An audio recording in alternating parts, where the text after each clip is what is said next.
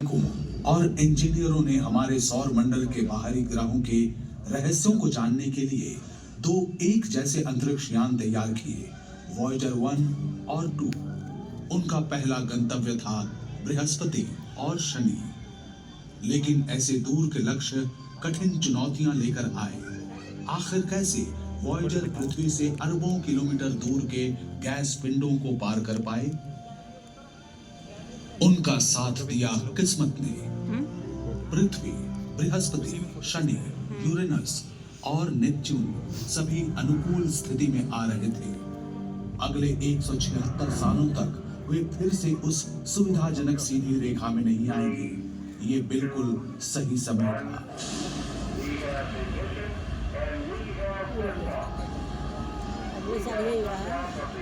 पता नहीं।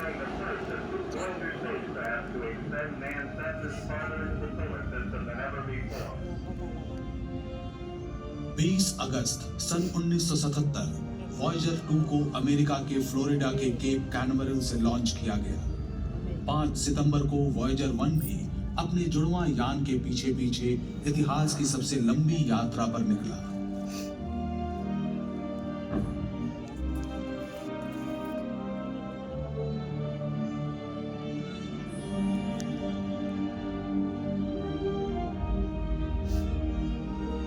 लॉन्च के कुछ ही समय बाद लगभग 120 लाख किलोमीटर दूर एक सही जगह से वॉयेजर 1 ने एक ही फ्रेम में खींची चंद्रमा के साथ पृथ्वी की तस्वीर। पहली बार हमने देखा कि अंतरिक्ष की गहराई से हमारी धरती और उसका उपग्रह कितने छोटे दिखते हैं। लेकिन मुश्किल वातावरण और लंबी यात्रा के खतरे सामने आ रहे थे। वॉयेजर 2 ने धरती के सिग्नल्स का जवाब देना बंद कर दिया। वैज्ञानिक जानते थे कि यान कहां है, लेकिन कोई संपर्क ना होने के कारण वे इसे नियंत्रित नहीं कर सके। उनका कीमती यान अंतरिक्ष के कबाड़ का छोटा हिस्सा बनकर रह गया। इसकी खोज का मिशन खत्म होने वाला था। लेकिन जो इंजीनियर वॉयेजर जैसा अंतरिक्ष यान बना सकते थे, वे 20 करोड़ किलोमीटर दूर से समस्या को हल भी कर सकते थे। उन्होंने पाया कि वॉयेजर 2 का रेडियो ठीक था, लेकिन इसको ट्यून करने की क्षमता सही नहीं थी। नासा की तकनीकी टीम को सही फ्रीक्वेंसी की फिर से गणना करनी पड़ी और वॉयेजर 2 के रिसीवर से मिलान करने के लिए पृथ्वी पर ट्रांसमीटर को फिर से ट्यून करना पड़ा। उन्हें हर बार संदेश भेजते समय ऐसा करना पड़ता था। आज भी कनेक्शन कभी कभी टूट जाता है, लेकिन वे हमेशा इसे ठीक कर लेते हैं। 5 मार्च 1979 को फ्लोरिडा से उड़ने के 1.5 साल बाद योजना के अनुसार इसकी मुलाकात बृहस्पति के साथ हुई। वॉयेजर 1 ने हमारे सौर मंडल के सबसे बड़े ग्रह के पास से उड़ान भरी। अंतरिक्ष यान के कैमरों ने विशालकाय गैस पिंड की तस्वीरें भेजी, जिसका नाम देवताओं के गुरु के नाम पर रखा गया था। लगभग 2 सदियों तक खगोलविद बृहस्पति के विशाल लाल धब्बे के बारे में सोचकर हैरान होते कि ये है क्या। इतने बड़े ग्रह के चेहरे पर यह सिर्फ एक छोटा दाग लग रहा था, लेकिन वो स्थान पृथ्वी के आकार का 3 गुना था। क्या ये एक विशाल पठार था, भिन्न ग्रहियों की कोई रचना, या उनका संकेत? वॉयेजर 1 और 2 ने पहेली को सुलझाने में मदद की। द ग्रेट रेड स्पॉट एक विशालकाय तूफान है। ये सौर मंडल में अब तक की सबसे बड़ी वायुमंडलीय हलचल है, जो सदियों से हो रही है। वॉयेजर द्वारा बृहस्पति के अवलोकन से कई आश्चर्यजनक तथ्य सामने आए। 1000 किलोमीटर से अधिक लंबी बिजली का कड़कना और ध्रुवों पर ध्रुवीय ज्योति यानी ऑरोरा, बिल्कुल हमारी धरती के जैसा। वॉयेजर की मदद से वैज्ञानिक ये भी देख सकते थे कि बृहस्पति धुंधले छल्लों से घिरा हुआ था, जो कि लगता है कि छोटे धूल के कणों से बने हैं। यान के नजदीक जाने पर जोवियन उपग्रहों की भी करीब से तस्वीरें मिली, जो थे यूरोपा, गैनीमेड, कैलिस्टो और आयो। गैनीमेड के दृश्यों ने पुष्टि की कि ये सौर मंडल में किसी भी ग्रह का सबसे बड़ा उपग्रह है। हमारे चंद्रमा से 1.5 गुना बड़ा, यानी आकार में बुध ग्रह से भी विशाल।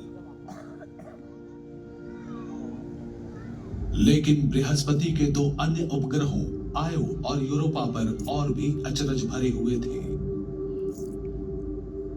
वैज्ञानिक सोचते थे कि सौर मंडल में केवल पृथ्वी पर ही सक्रिय ज्वालामुखी है।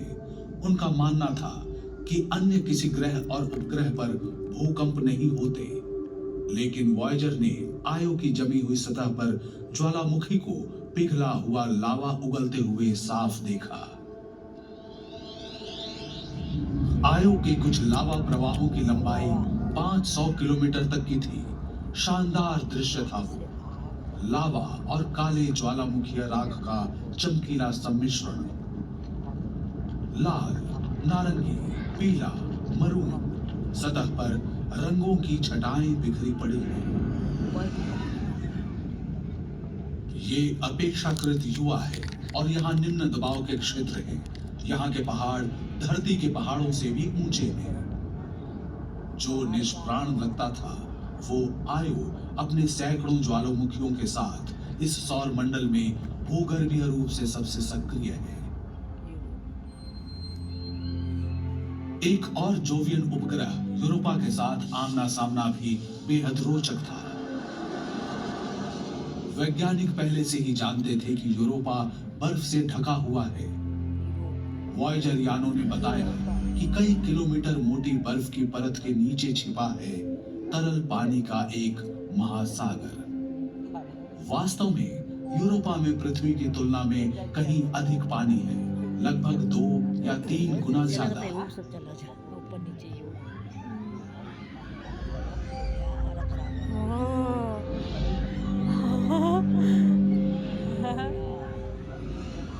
इसके अंदर बाप रे, अंदर है तरल जल से जीवन संभव होता है। क्या ऐसा हो सकता है कि यूरोपा के छिपे हुए समुद्रों में भिन्न ग्रही जीवन विकसित हो गया हो? शायद हम कभी यूरोपा के बर्फीले पानी में ज्ञानवान जीवन नहीं पाएंगे, लेकिन एक छोटा सूक्ष्म जीव भी वैज्ञानिक अंतर्दृष्टि में क्रांति लाएगा।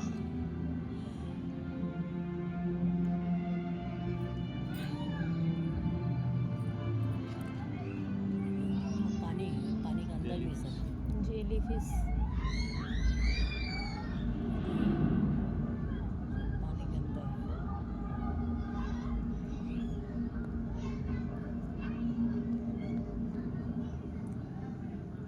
वॉयेजर की यात्रा पथ में बृहस्पति अभी पहला ही ग्रह था।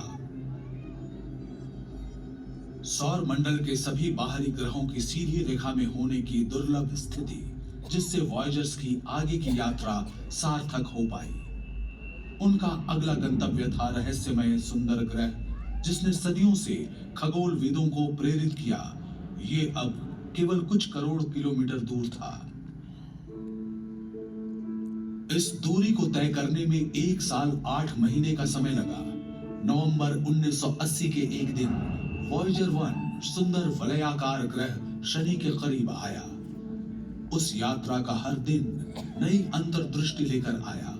नजदीक से अब वैज्ञानिक देख सकते थे कि शनि के चारों ओर के विशालकाय वलय वास्तव में हजारों छोटे छल्ले थे। चमकते हुए सुंदर छल्ले ज्यादातर पानी से बने थे। विशाल ग्रह को घेरने वाले अरबों बर्फ के टुकड़े थे, छोटे कण से लेकर मुट्ठी के आकार के टुकड़े, कुछ एक घरों जितने बड़े भी थे। शनि के सबसे बड़े उपग्रह टाइटन पर वॉयेजर 1 ने एक सुंदर झील की खोज की। पृथ्वी के अलावा ये सौर मंडल में एकमात्र स्थान है जहां सतह पर तरल झील पाए गए हैं। लेकिन एक दिक्कत है, टाइटन की झीलें तरल मीथेन है, पानी नहीं। सघन वातावरण वाला एकमात्र उपग्रह है टाइटन। इतना सघन कि टाइटन पर दोपहर हमें सांझ के समान लगेगी। वॉयेजर 1 का सौर मंडल के अंदर की यात्रा का अंतिम पड़ाव होगा टाइटन। इस खूबसूरत उपग्रह के भ्रमण के बाद यान को एक ऐसा प्रक्षेपण पथ मिला जो इसे ग्रहों के तल से पूरी तरह से बाहर निकाल देगा। शनि के अत्यधिक गुरुत्वाकर्षण की मदद से वॉयेजर 1 इंटरस्टेलर अंतरिक्ष की शून्यता की ओर बढ़ गया।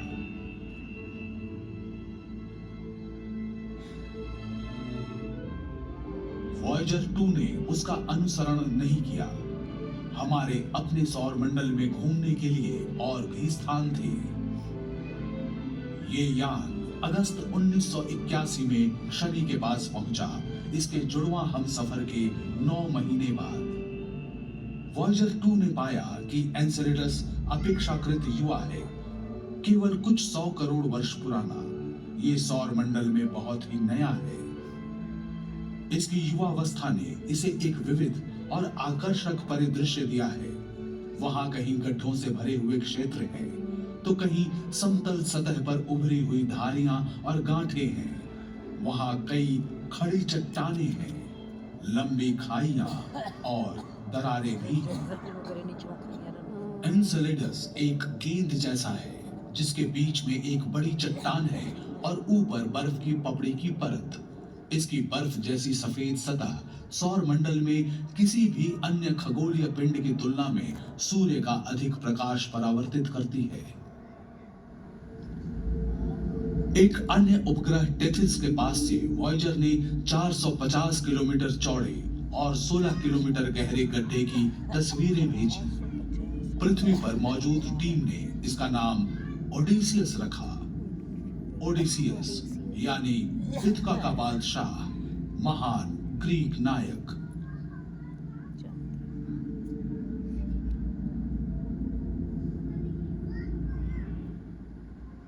शनि ग्रह के भ्रमण के अंत में वॉयेजर 2 ने ग्रह के अत्यधिक गुरुत्वाकर्षण बल का उपयोग करके गति प्राप्त की और अपने अगले गंतव्य की ओर बढ़ चला, जो था रहस्यमय बर्फीला विशाल यूरेनस। बहुत दिनों तक हम यूरेनस के बारे में लगभग कुछ भी नहीं जानते थे। सन 1781 में खगोलविद विलियम हर्शल ने इसकी खोज की। यूरेनस वास्तव में कैसा था, ये जानने के लिए 2 शताब्दियों से अधिक का समय लग गया। 24 जनवरी 1986 को वॉयेजर 2 जा पहुंचा यूरेनस के पास। मिली और भी जानकारियां। उस यात्रा के पहले क्षण से हमारी आंखों के सामने था एक सुंदर सा ग्रह। यूरेनस ठंडा है, इसका वातावरण 0 से 224 डिग्री सेल्सियस नीचे है। इसका रंग हल्का नीला है और ज्यादातर हाइड्रोजन और हीलियम से बना है। वॉयेजर 2 ने यूरेनियन के उपग्रह मिरांडा का विशेष अध्ययन किया। ये मिरांडा के बहुत ज्यादा करीब पहुंचा। इसके द्वारा ली गई क्लोजअप तस्वीरों में छिपी थी आश्चर्यजनक विशद जानकारियां। अपेक्षाकृत छोटी मिरांडा की सतह है विविध और अद्वितीय। इसके लहरदार मैदान गड्ढों से भरे हुए हैं और विशाल दरारों, घाटियों और ढलानों के एक जाल से घिरे हुए हैं। ऐसा लगता है कि मिरांडा का अतीत हैरत अंगेज और हिंसक था। ये एक जोरदार टक्कर से चकनाचूर हो गया। बाद में गुरुत्वाकर्षण ने टूटे हुए टुकड़ों को एक साथ वापस खींच लिया और मिरांडा का पुनर्जन्म हुआ। वॉयेजर 2 ने यूरेनस परिवार के पास केवल कुछ दिन बिताए, फिर इसने गति पकड़ी और यूरेनस के गुरुत्वाकर्षण ने इसे इसकी अंतिम यात्रा की ओर उछाल दिया, नेपच्यून की ओर, एक और विशालकाय बर्फीला ग्रह।